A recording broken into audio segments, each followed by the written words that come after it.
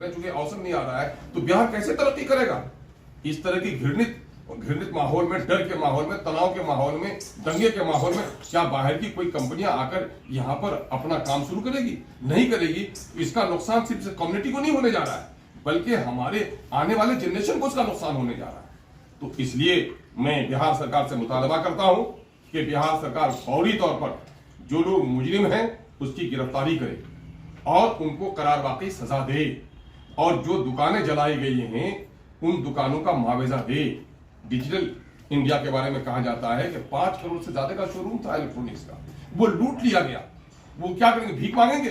क्या करेंगे? बात को गुंडे बनेंगे उनके बच्चे पेट पालने के लिए। सरकार उनको मुआवजा दे। फल की दुकानों को लूटा गया और वहां पर सिटी पैलेस मैरिज हॉल को तोड़फोड़ किया गया। वहां पर बादशाह फल वाले की दुकान को लूट लिया गया। ये लोग जो भीख मांगेंगे अब इनका कौन देगा मुआवजा? सरकार को टैक्स जनता देती है, जान माल इज्जत आबरू की पहरेदार है सरकार, और अगर उसमें फेलियर है तो जिनका दुकान लूटा उनका मुआवजा देना सरकार की जिम्मेदारी है। सरकार ऐलान करे कि तख्मीना करके तमाम लोगों को मुआवजा दिया जाए, जो लोग जख्मी हों उनका इलाज करा जाए, उनको मुआवजा दिया जाए। जो लोगों ने मस्जिद के मीनारे को तोड़ा, मस्जिद के मीनारे पे झंडा लगाया, मस्जिद में आग लगाई, मदरसा आजीजिया को जलाया, दुकानें लूटी, दुकानें जलाई, ऐसे तमाम तर लोगों को कैफर किरदार तक पहुंचाते हुए जेल के सलाखों में उसको पहुंचाए। और हुकूमत गारंटी दे कि यहाँ दलितों को, अकलियतों को, कमजोर तबके की जान माल इज्जत की तरफदारी होगी।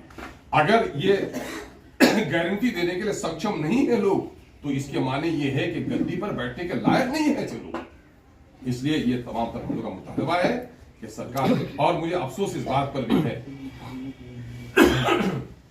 कि और मीडिया का तो क्या कहना, जिनको जो हुआ लिखा, लेकिन उर्दू मीडिया को कहा जाता है कि अकलियतों का मीडिया है और अकलियतों के मसाइल पर खुल के लिखता है। मुझे अफसोस है कि मीडिया वालों ने भी न जाने किस खौफ के मामले में, टेंडर के डर से कि उनको विज्ञापन नहीं मिलेगा, अगर चुप्पी साध ली तो आने वाले दिनों में यह कलम सूख जाएगा। हम बिहार की मीडिया तंजीमों को, शांति और सौहार्द पर विश्वास रखने वाले तमाम संगठनों को भी हम आगाह करना चाहते हैं, उनसे निवेदन करते हैं कि उठिए और बिहार को जलने से बचाइए। ये कमजोर शासक अपने दरमियान में शक्ति पैदा करें और फिरका परिस्थिति की जो आग लगाकर बिहार को तबाह करना चाह रहे हैं वो बिहार के हितैषी नहीं हो सकते हैं। ऐसी दुश्मन, लेकिन बीजेपी का कहना है कि उनके लोगों को पीटा जा रहा है और इसलिए अमित शाह का कार्यक्रम भी स्थगित करना पड़ा है। सरकार की साजिश है, 144 धारा लगा दी गई है वहाँ। सरकार पर जो इल्जाम लगेगा, सरकार पीटती है, पुलिस वाले पीटते हो तो उनका इल्जाम वो जाने। लेकिन मैं दावे के साथ कहता हूं कि पिछले 2 दशक से बिहार में जो घटनाक्रम हो रहा है और पूरे राज्य में हो रहा है, क्या मुस्लिम माइनॉरिटी के कोई बस्ती, किसी के अंदर में हिम्मत होगी कि किसी पर पत्थर फेंके, कंकर फेंके? वो तो खौफ में जी रहे हैं। खौफ में जीने वाला अपने को बचाता है, वो दूसरों पर हाथ कभी नहीं उठा सकता। मैं दावे के साथ कह सकता हूं, जितने मॉब लिंचिंग्स हो रहे हैं माइनॉरिटीज के हो रहे हैं, घर जलाए जा रहे हैं माइनॉरिटीज के जलाए जा रहे हैं, माइनॉरिटी पर जुल्म हो रहा है, सरकार चुप्पी साधे हुए। तो जो खौफ में जी रहा है वो कुछ ना कुछ करेगा भाई, वो प्रोग्राम किसी का भी कराए। माइनॉरिटी के लोग यहाँ गद्दी की लड़ाई नहीं लड़ते हैं, माइनॉरिटी के लोग 2 चीज की लड़ाई लड़ते हैं कि मेरे जान माल की हिफाजत हो और संविधान ने जो अधिकार मुझको दिया है वो अधिकार हमको मिले। ये गद्दी के लालच में जो लोग लड़ते हैं वही लोग सारे तमाशा करते हैं। इस तरह के मामला तेजस्वी यादव पहले ट्वीट करते थे नेता विपक्ष के, अभी नहीं का ट्विटर को लोग उनको रिक्वेस्ट कर रहे हैं कि इस मामले को बोला जाए, तो आप तेजस्वी के खिलाफ आंदोलन करेंगे, वहां जाएंगे या यहाँ मुलाकात करेंगे? नहीं, हम लोग तो जो स्थल है वहां पर जाएंगे। हम लोग के 2-3 दिन के प्रोग्राम तय हैं, हम लोग जा रहे हैं वहां पर भी। तेजस्वी के खिलाफ मुझे आंदोलन करने की क्या जरूरत है? जनता सब कुछ देख रही है।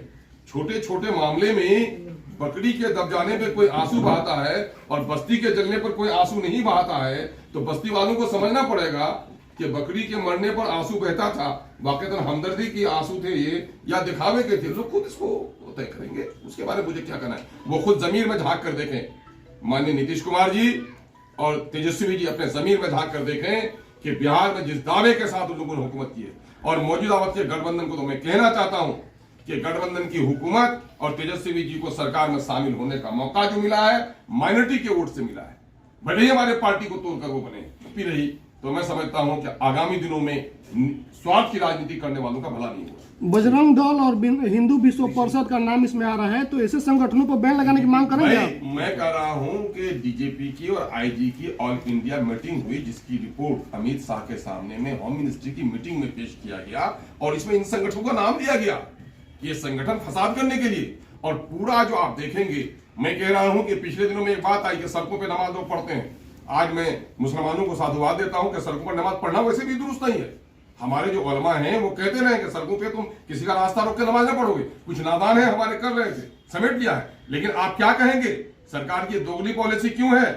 आज पिच रोड को वो पिच को खोद कर खंभे गाड़े गए, टेंट लगाए गए, कुर्सियां बिछाई गई, सड़कों को जाम किया गया।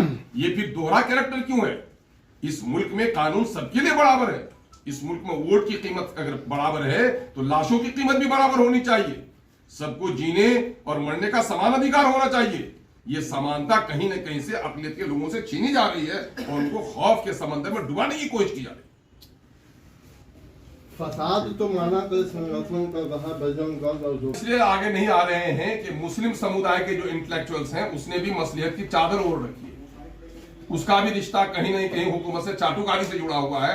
वो ये समझते हैं कि माँ तुम्हारी मरी है, जब तुम नहीं रोता तो पड़ोसी क्यों रोएगा। चलिए।